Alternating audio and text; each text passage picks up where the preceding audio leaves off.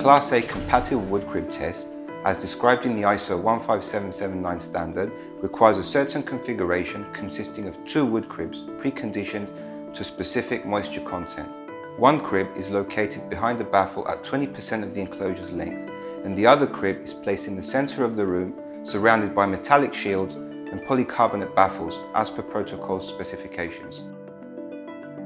For the fuel ignition, denatured ethyl alcohol is poured over the cribs, which sit on a bed of shredded paper, ignited and allowed to burn for a predefined time as per protocol.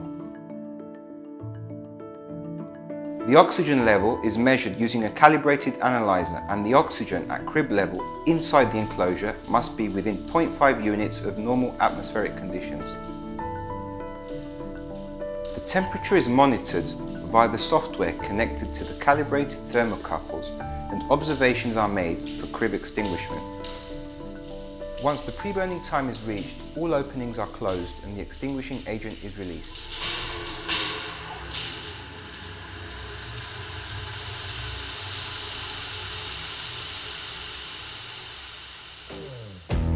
After the end of the holding time, the cribs are removed from the enclosure and examined for signs of reignition.